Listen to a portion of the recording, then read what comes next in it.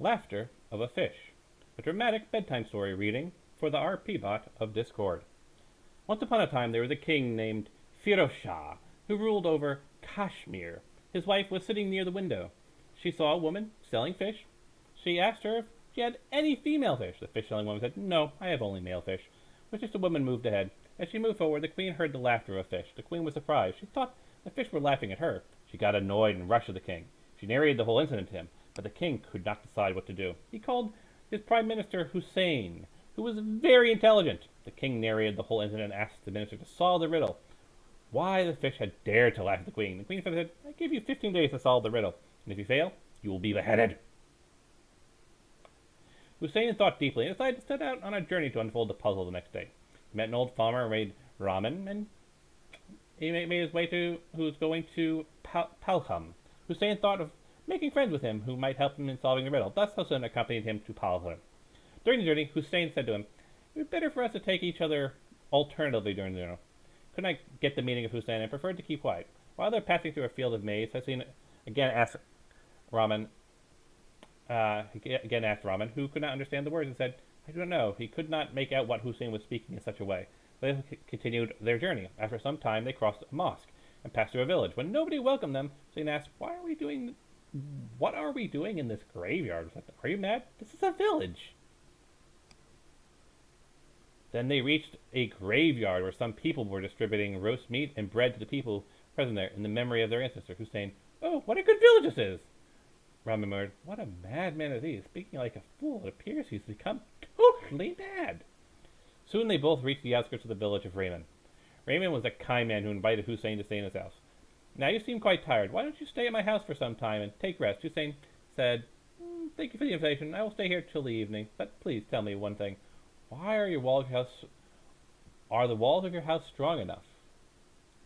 Raman started laughing at the words of Hussein. He said goodbye to him and came to his house. Upon reaching home, Raymond told his daughter Jonah about Hussein. He also told her he had invited him to stay in the house, but Hussein put a foolish question about the wall of the house. Jonah was intelligent and said, "Dear father, I think the man is very intelligent."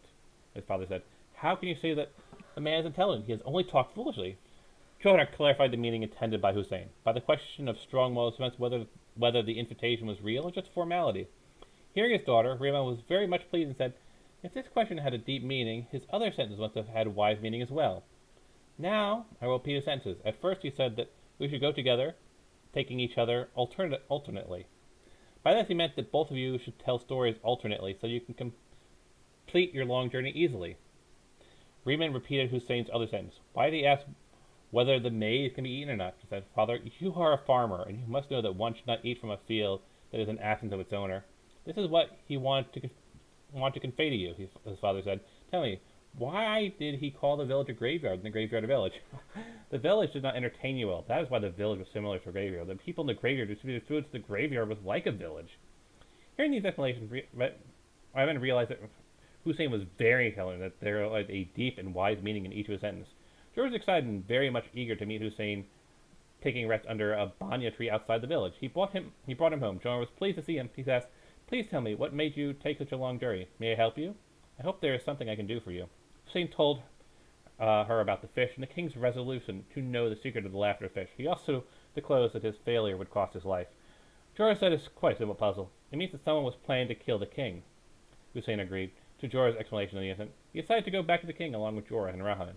Upon reaching there, Hussein introduced Jorah and Raymond to the king and said to the king, "I have found out the secret of the laughter of the fish. Jorah will tell you the secret in detail." Jorah said, "Sir, the fish was a foreteller who could see the future. The fish was laughing on seeing your future.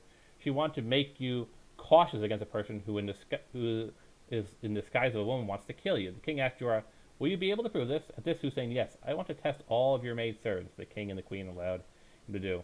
Why is my trap sensing tingling? All the maids were called for a test. As per the instructions of Hussein, a large and deep pit was dug, and all the maids were asked to jump across the pit. No one was able to cross the pit except for one. Thus, that maid was identified as a male among the maids. Okay.